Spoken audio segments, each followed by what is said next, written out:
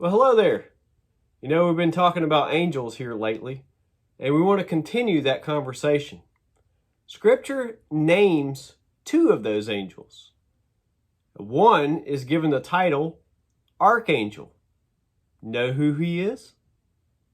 That's right, Michael. Michael the Archangel. Michael is called an archangel in Jude 9. And we also see in Daniel 13 where Michael is called one of the chief princes. Revelation 12 verses 7 through 8, we find these words. Now war arose in heaven, Michael and his angels fighting against the dragon, and the dragon and his angels fought back, but he was defeated, and there was no longer any place for them in heaven. Now here, Michael appears to be a leader among the angels, among the angelic army, and they're fighting the dragon, they're fighting against Satan. By the way, Satan's opposite is not Jesus. If Satan has an opposite, then it's most likely Michael, the archangel. Jesus has no equal, whether friend or foe. He has no equal. Jesus is on a level by himself.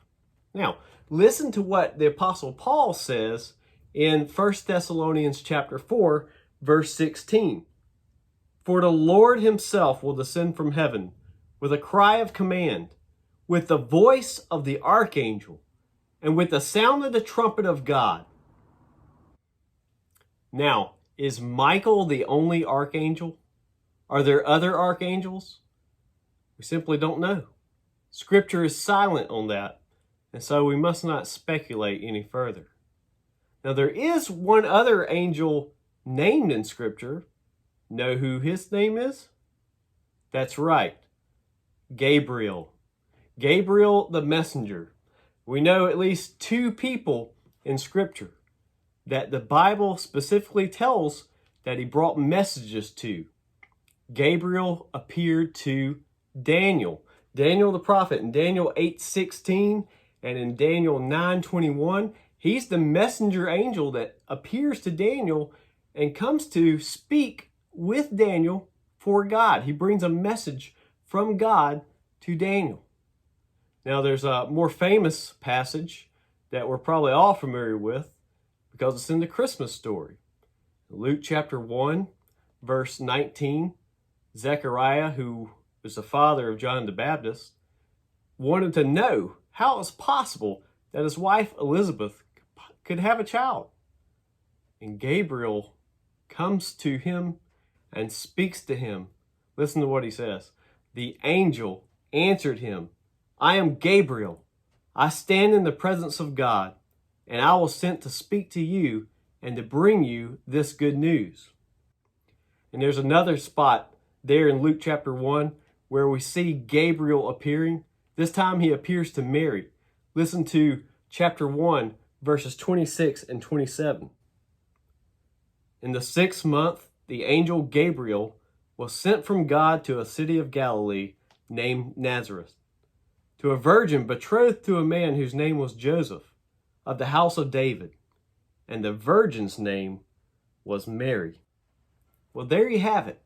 Two angels that are specifically named in Scripture. Now, there are lots of other angels, myriads upon myriads, and I'm sure they all have names. God knows those names. He didn't think it was important that we should know them now, but I think one day we will when we get to heaven and we experience so much more than we even can think or imagine now. But you know what? God knows her name. God knows your name. Not only does he know your name, he knows every single detail about your life. He knows where you are. He knows what you need. And I pray for you tonight that God will reach you in your need, in your heart of hearts, that he will bless you, and that the kindness will surround you, and that you will experience his peace. May the Lord bless you until we meet again.